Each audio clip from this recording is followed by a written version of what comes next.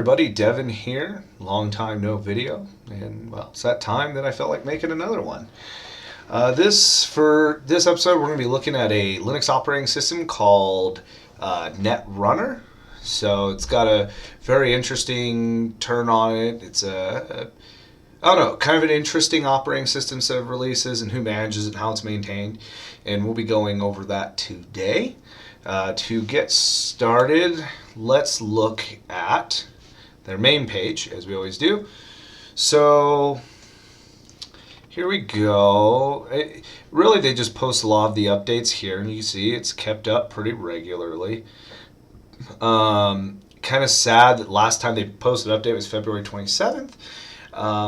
It's not a bad thing, but it's kind of like one of those things where you're kind of like, you want that distribution that communicates a little bit more frequently. So now, when I was looking at Netrunner, what kind of came of interest to me was the download options. So, you know, like in most Linux distributions, you're usually presented with a, like take Ubuntu, for example. We have Ubuntu with our flagship Unity desktop. And then if you don't like that, we have different flavors of Ubuntu, which are still Ubuntu, but maybe running KDE, GNOME, XFCE, Mate, take your choice. Netrunner, your only option is KDE. Now, that probably doesn't mean like in the repositories you couldn't pull down GNOME or whatever else, but they're only going to give you KDE. What the difference is what core they build on top of. So you have the Arch/Manjaro compatible version running Plasma 5.5.4, Netrunner 17 Horizon, which is the Kubuntu/Debian compatible Plasma 5.4.3, or Netrunner 14.2 Frontier, Kubuntu Debian compatible 4.14 LTS. So, it's interesting because your Netrunner 17 and your 14.2 they are all based on Ubuntu, right? But then you've got your Arch-Manjaro version. And I think really both, no matter what direction you go, is going to be good. The main reason why I would maybe stick with the Ubuntu or Kubuntu release would be if you do not want a lot of frequent changes, because with the Arch-Manjaro release, you're going to see a lot more of frequent kernel updates, driver updates, application updates. But depending on what you're wanting, maybe that's what you want. But, understand, faster something updates, the more probability of something breaking. And we'll get to that here probably in a bit. But my question is what is the intended purpose of Netrunner? Most Linux distributions have, a purpose of some sorts. And so I kind of started digging, and one of the things that you find about Netrunner is they're actually sponsored by a company called Blue Systems. Now, when I first reached this website, I kind of got a little concerned because I was sitting here like, is it a malicious website? And I know some of you are like, what? But look at it. It's weird. This is the main page. There's nothing there except Blue Systems, Liberating Technology. Well, under projects, okay, so here's a list of projects that they sponsor, okay, which is kind of cool. Go to the updates. Okay, July 25th of 2015. That's pretty old. Now, something interesting to point out, if we go, notice that this was posted by Starbuck. If we go back here, so Starbuck has posted something since February 27th of 2016.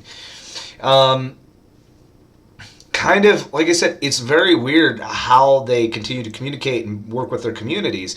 Especially, you figure, like, one of their releases is, Netrunner 17, which I'm assuming is Ubuntu 16.04. I'd have to install it and take a look or for that reason, but it's just kind of weird because you think, well, they should have had some type of update since then, but apparently not. So I went to, now Wikipedia could be a little dangerous, but, if you need quick information, it's something to look through. Blue Systems was founded by a German businessman, Clemens, now I'm going to try and pronounce the name. I'll butcher it. Basically, it's this German fellow who really digs open source by the sounds of it. I mean, if you read further into it, you'll see there's a part where they talk about they hired at least 9 KDE developers And what you're noticing is that they actually took a lot of KDE developers, a lot of people from the Ubuntu house. And that's because they also mentioned somewhere in here, they are now the official sponsor of Kubuntu. Canonical no longer supports Kubuntu, and I had been hearing about that for a while and wasn't sure how that came about. But I do think it's interesting that Kubuntu is still mentioned as an Ubuntu flavor, yet Canonical doesn't want to be the official sponsor of Kubuntu. And I don't know if I can blame Canonical for the simple fact that Kubuntu is honestly, it's a very nice distribution, and some people would maybe get confused on why they're not shipping KDE, and that's not here for you guys to debate and say, well, because no, it's just kind of weird how Canonical, it's one of their flavors, but Canonical doesn't want to support them. But I mean, it's pretty cool that the Blue Systems, they are. It's just kind of weird that, I mean, seriously, like if a user on my network was to go to a website like this and they didn't know who Blue Systems was, I would honestly assume this to be a malicious site with how little information is actually on here. I mean, you'd think they could actually do more with the main page. But I mean, I think Blue Systems at one point sponsored Linux Mint, their KDE release for some period of time. So, I mean, I have heard of them. I just have never really looked into them. But very, very interesting set. One of the things I had read, I think it was in here, or maybe it was on another site, essentially Blue Systems was started to be like a IT consulting firm of some sorts. Or the gentleman who runs it, that was his intentions. Now it looks like they're heavy into the KDE development, which is always good, but kind of based on Netrunner and Blue Systems and like some of the things they're doing, I'm almost expecting that we're going to be looking at kind of like an enterprise release. Now, I could be wrong. That could always happen. This may be like completely far from it, but we are going to take a look at this today. So here we go. We have Netrunner going. One of the things I will give Netrunner huge props to, and I don't know if it's Netrunner or if it's just KDE in itself, because I've always had good luck with KDE, is it allows me to scale my virtual to the correct resolution. Because you guys notice in some of the videos, I can't get the desktop to expand past like 8 by 600 or say 12 by like 960 or whatever it is. So, I mean, this is kind of nice. We can actually look at things in their proper depth. It's running the Plasma 5 desktop. They're, have a very nice colored wallpaper, glass theming. You get My Computer, Network, and then the README, which we can open that up. And something that's been kind of interesting, and yet again, as I always say to like a lot of people, this could be just a virtual thing. Some things don't get saved very well. So I went in, set this up, was messing around in it, set the resolution, restarted. When it rebooted, it was back at an 8 by 600. Reset it up, messed with some things, not have to do with the resolution, just looking into some things. And then rebooted, and it did save it. But every time I open Firefox, Firefox opens up that little prompt, almost as if it's setting up Firefox for the first time. So very, very interesting. Some things to kind of point out, just kind of coming in here into Firefox, you'll notice that you already got like 3 bookmarks, which I expect a home, a forms, and then whatever this is, the OCS mag. Okay, just open content and software magazine. Okay, pretty fair, and looks like you'd be able to get some really good information, and looks like it's kept up to date. So that's also very, very, very cool. The next thing you'll also notice is by default, they include add-ons. That is not for me. I did not put those there. So we'll go look. You have AdBlock Plus, Add to Search Bar, Ant Video Downloader Helper. Nothing in appearance. Plugins, you get the Google Talk plugin video renderer, ICE web plugin, Open H264 video codec provider, and Flash. So that's cool. It's the older version of Flash, but that's all you get in Linux these days for Firefox, right? So we'll close out of that. Now, something I found interesting. So most of your KDE desktops have a very, and I don't mean any offense by this, but traditional Windows feel to them in the Start menu. This one arguably does, but does not. So when I click on Start, I'm brought into here. Now every KDE desktop has this as an available launcher. One way of looking at it is this kind of brings more of a Mac feel into it with their launcher. However, what this reminds me of, if you ever used Media Center, Windows Media Center in Vista, it not as sharp, but kind of like these options off to the side was something it used, and kind of not what I would really consider very pretty, but each to their own. I have gone and played with a lot of the applications. I wasn't familiar with a lot of the applications in here. You could go all applications, and this is one of the reasons I don't like it. It reminds me a lot of Unity, and I'm not saying I don't like Unity, but I do not like how you can cruise through the application list in Unity. It's just messy. You spend a lot of time like just scrolling through. I think it's faster to go through here. They include a lot of games by default. Some are really good, others I kind of feel about. I always find it appalling to see K-Mines or K-Patience. Any type of card or Minesweep games default in Linux, because it's like, okay, you're just trying to provide that familiarity of Windows. But I'm not going to like hold out on them for those reasons. For graphics, you get, GIMP, Gwenview, Carbon, Krita, Scanlight, and Spectacle. Now, all of these I was familiar with the exception of Carbon. And this is part of the reason why I like to load distributions up in a VM, because sometimes you get an app where you're like, well, what is this? And I say, okay, it's the LibreOffice symbol. So I'm going to click on it. I'm going to say, use this template. And what this reminds me of, and it's something that's been missing from LibreWriter for some time. In Word, I can open up Microsoft Word, and I can actually do not Visio stuff, but I could do a lot of the Visio animations. So example being, I can come over here to the shapes, and I can say rectangle, and I could draw a rectangle. I could put some text in the rectangle and then draw a line. If you've ever done a programming course and you have to do like relationship models where you're showing what processes your code's going through during the execution, and you don't want to use Visio or you don't have money for Visio, it's a nice function in Word. Well, at the time I didn't even know about this application. It's probably maybe 2 years ago, and this application may not even be that old. It might say, about Carbon, 2.11 for blah. Maybe it has been around, or maybe it's a KDE thing, and I usually use GNOME. Usually, I've been on KDE lately, but in the past I would use GNOME.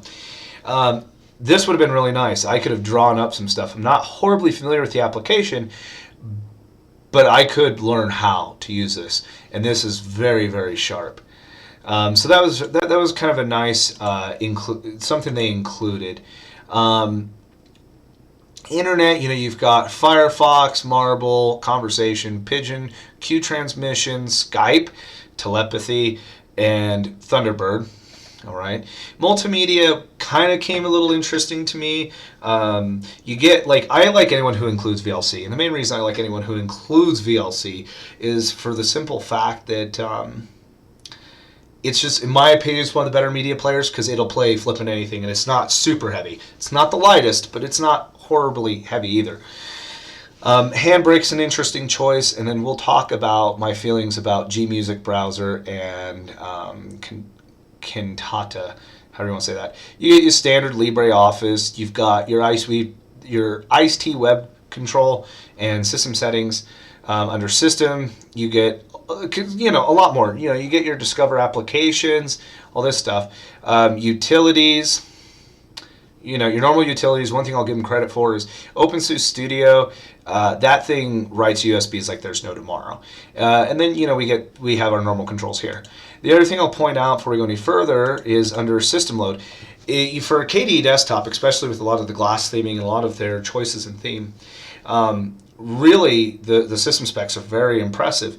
Using just a hair over half a gig of RAM, and as you can see, the CPU load is staying 2% or under. I mean, this system runs super nice. Super nice. This would probably, even though it's KDE, it would probably do really nice on some older hardware.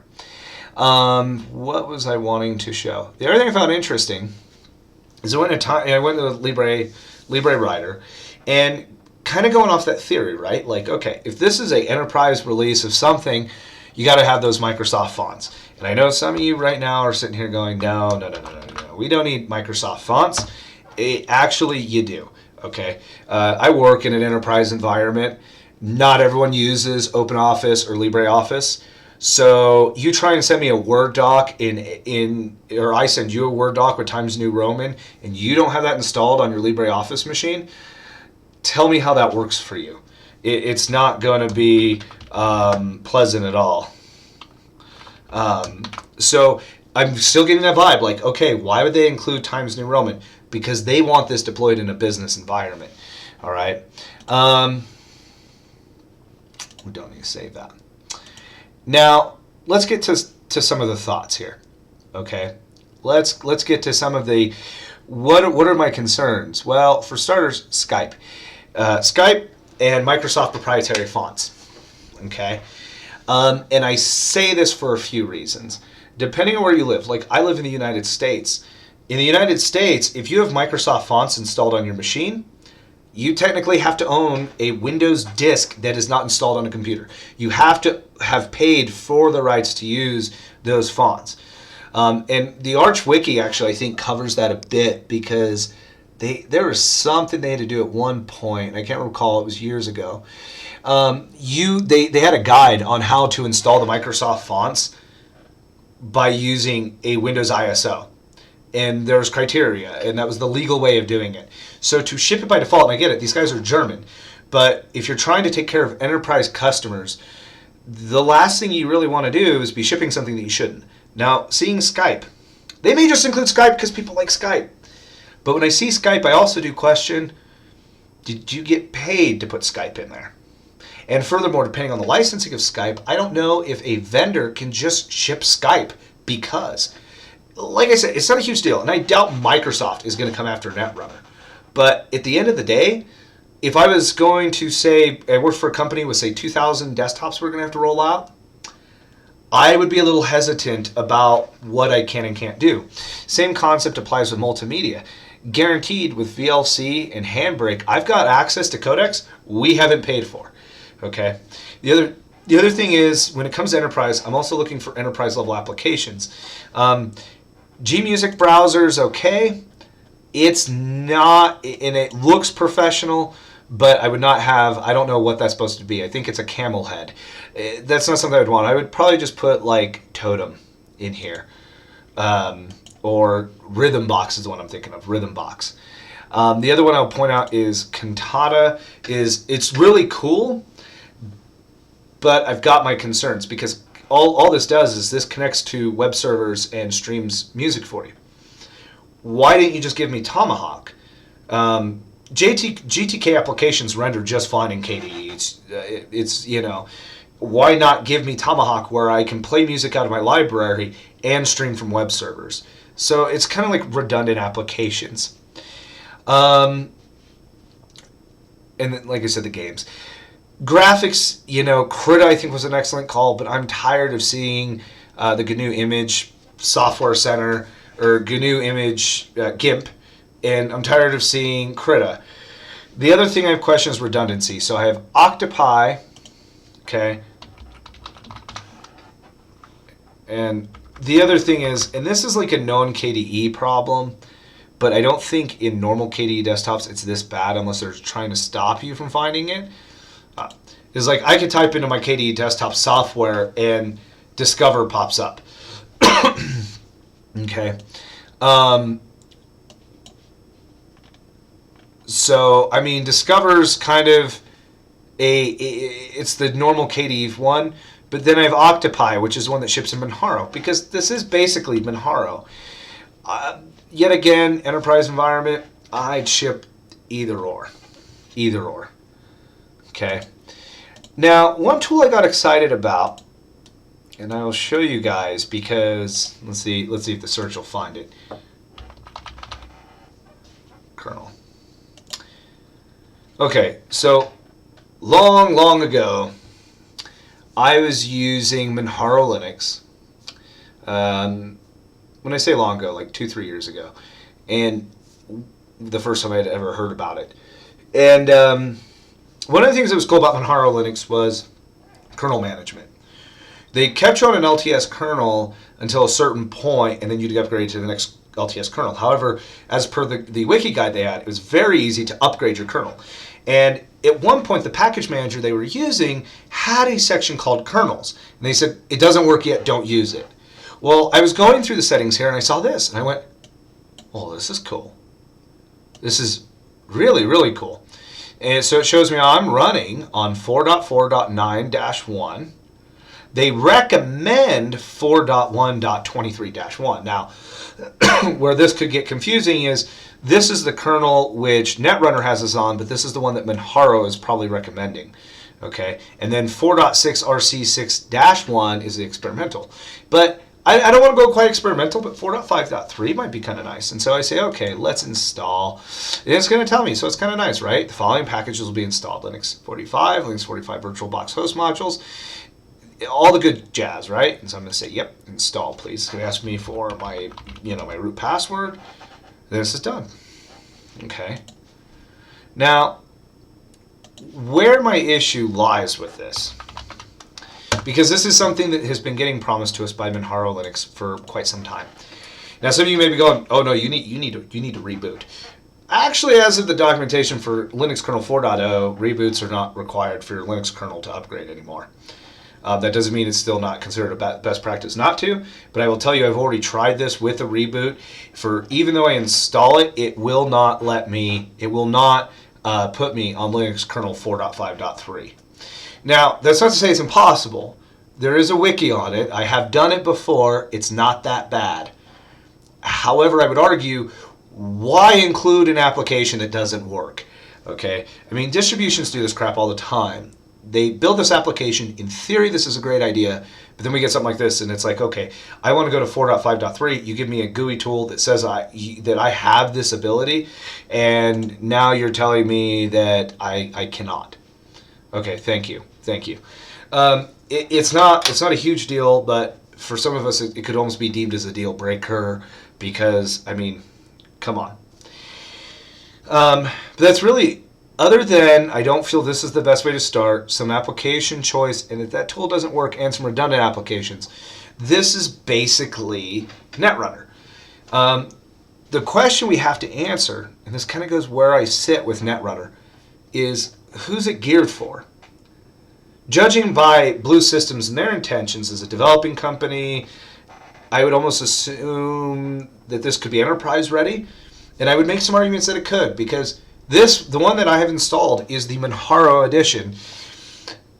It would be awesome to install a Linux operating system in enterprise that rolls and never have to worry about upgrading it again. I mean, right now I work in a Windows house, unfortunately, at least desktop side, and we're moving our workers from Windows 7 to Windows 10, which has been a catastrophe. Not the moving process, but Windows 10, every time I turn around, Microsoft is pulling more control away from us and the desktop. So we've considered the Linux deal. And a rolling release is really nice because it's like, well, if they roll it correctly, I will never have to interact with that system again, like ever. It'll be beautiful. It'll be gorgeous, right? But at the same point in time, when I go through like the application list, and I'm seeing things like, G Music Browser, which I'm not saying is a bad music browser, but come on, Katana. I go over to internet and I've got something like Skype. I go to games. I've got Steam. Okay. Maybe this is meant for us, right? The users. Maybe this is meant for the Joe Blow sitting at home who wants to run the best in Linux. But even then, I would still make an argument. Like, did we package this correctly? Like, like Boko Screen, if that's how you say it, right? I think this is an excellent screen recorder. It's got a lot of options. I would also argue that OBS does a better job in terms of the amount of options and control that you have and the amount of things that you can set as the recorder. I could set up on OBS, say I got a tower that can handle it, I could set up 10 different recording cameras at once. I can turn around and I can set up multiple mics. I could have multiple people in a room and recording. And I know you guys are going, well, they're going for simplicity. OBS can also be equally as simplistic as well, right? It's all dependent there. I do think like Clementine or Tomahawk. Depending, Clementine's going to give you that nice KDE feel. Tomahawk's going to give you a great GNOME feel. I think that's a better music player. And I know everyone's like, well, it's opinionated. It is. Every review is opinionated. But Gmusic browser, I would have rather seen Xnoise. Xnoise is a little bit more simplistic, and I know it's sad. It's just a camel head for an icon, really. So I think my issue with Netrunners, I'm just not really sure who this is being directed at. Is this being directed at end users? Is this an enterprise product? Because honestly, I've always thought of Netrunner as an enterprise distribution, and I think that's what Linux really needs today, because we don't have one. I know what you're thinking. Well, there's Ubuntu, there's Red Hat, there's OpenSUSE. OpenSUSE comes the closest out of all of them for what I could deploy in an enterprise environment. The problem with Red Hat is their desktop. When you look at the desktop subscription fee, it's not bad, but when you go to management and you're trying to change direction, and management's been working with Windows for 20 years, the only way you're going to move into a distro is if you can convince them there's a cost savings. Well, Red Hat, there really isn't a cost savings, because when you look at how often you have to renew the subscription, and you take something like Windows 7 that's been supported for 10 years, XP that was supported for 11 years, and you're only got to pay, say, $150 per license, it's going to end up being cheaper than Red Hat Linux. I'm not opposing Red Hat. Love Red Hat. Huge respect for Red Hat. But I'm talking management. Convince management that that's the direction you want to go. And then Ubuntu, are you kidding? People struggled with 8 and 8.1. I'm not saying there's anything wrong with Unity, but Unity is not a clear direction. So I really thought, upon first impression, this would be a enterprise level. They're doing some stuff like, I don't think this is the best launcher theme. I think the default KDE square box Windows style looking is the best theme. The application selection is very meh. And I don't mean meh as in they're bad. I just mean it's more geared towards me and you, not enterprise. But then there's other things where I'm like, seriously, you could really package this a lot better. Strengths, the GUI is consistent. I couldn't find any areas where I saw bad consistency, which is usually pretty common in KDE. Whether you like KDE or not, when you go through KDE, the theming is, at least in my opinion, and from what I've seen, has always been very consistent. And it is beautiful. I think they've done an excellent job. Unfortunately, I'm just not seeing where this is going. It includes a lot of software that's not the best out there, but there's too much software for it to really go into enterprise. And like I said, when I think of Netrunner, I think of enterprise, because really they're just repackaging other people's work. One thing I will give Blue Systems huge credit for is the amount of work they put towards Kubuntu, their relationships with Manjaro Linux, and all their work into KDE. I think that is great. But because I can't find a clear direction for this distribution, like I said, I'm seeing the enterprise possibilities. Like add a network drive, the Times New Roman fonts in LibreOffice, and the usage, it not done correctly, the usage for KDE here. I would have done KDE more Microsoft Windows look, because trust me, when you're dealing with non-computer enthusiast, non-tech people, you're what we refer to as an end user, familiarity is always key when handling a deployment of operating systems to them. I think it just kind of it's kind of short in every direction. So really, I'm only going to give these guys a 7 out of 10. I mean, and I say this because some people are like, but you're saying it's a good release. It is, but so is Manjaro Linux. I would just go use Manjaro Linux. The reason I wouldn't use Manjaro Linux is because it comes with some stuff I would not use in an enterprise environment. But this also comes with some stuff I would not use in an enterprise environment.